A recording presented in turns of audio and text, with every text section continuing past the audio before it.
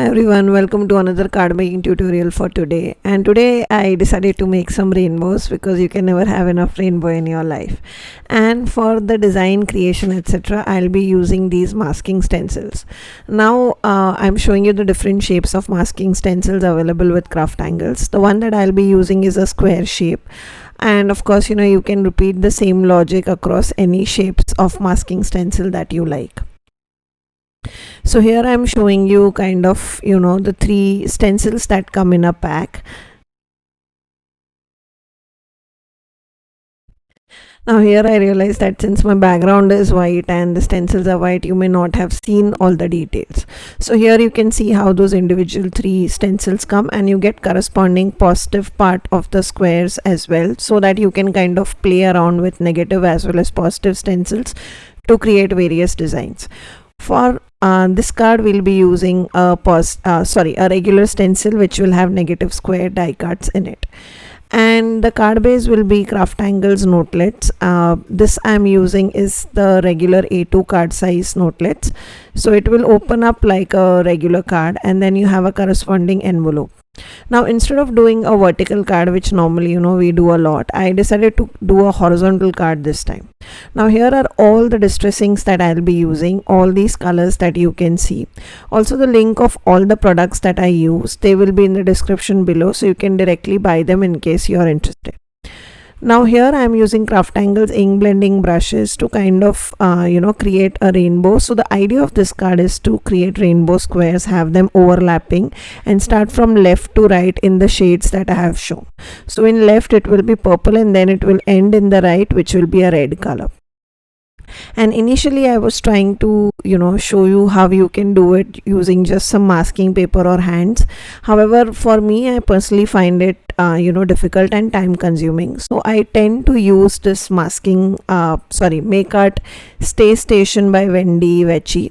Now I do a lot of card making tutorials, so this tool kind of comes in really handy for me. It is like a magnetic base with strong magnets and a magnetic scale along with grids drawn on top of it, so it kind of keeps everything in place while I move my stencil around.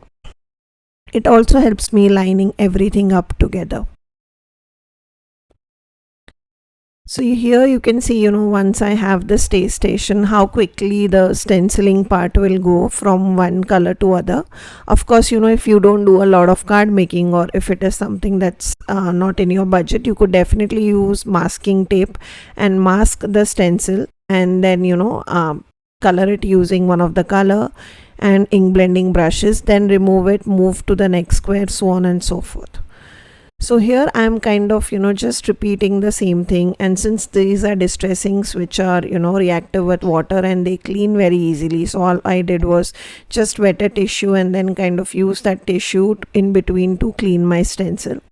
And then I move on and add some scrap pieces around the squares, because I don't want my color to overlap through other square in the stencil and color the other part of the card. We want to concentrate it just in the one square that we are trying to color.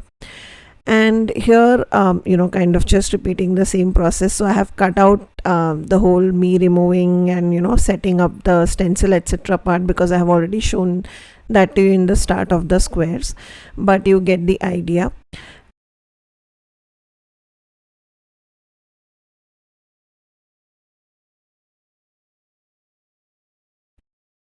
Next up we'll be using this XOXO stencil, and that I'm trying to do something called as dual stenciling. So what I have done is I have kind of added the the square masking stencil in the background, which will cover the same blue square through which we did ink blending, and then I am adding another stencil on top of it, which is this XOXO, and then I am passing some unicorn dreams through that stencil.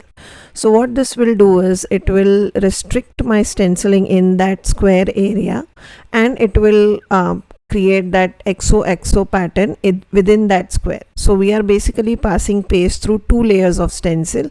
The bottom is the base which is the masking stencil or the rectangle, and on top of it is the pattern which we are creating, which is that XOXO. Now I'm repeating the same thing on the orange square as well. Now you could have done this with ink blending while you were doing ink blending, if you know which square you wanted to add paste to. Now once this was dry, you can see it dries with a lot of shimmer and it dries transparent, and I was happy with how it was looking. I just thought I'll add some black splatters on top of it. So for that I'm using this moonstone watercolor pan. So this is very shimmery grayish black kind of a color, and I felt the splatters would look really cool. On the sentiment, I'm using these foiled sentiment which are the love sentiments. So these are already foiled. All I did was just cut them and use them on my card, and that's it. That will complete today's card, which is again a very simple and fun and colorful card. I hope you enjoyed the tutorial. If you did, don't forget to like, comment, and do consider subscribing to my channel. I'll see you soon. Till then, take care guys. Bye bye.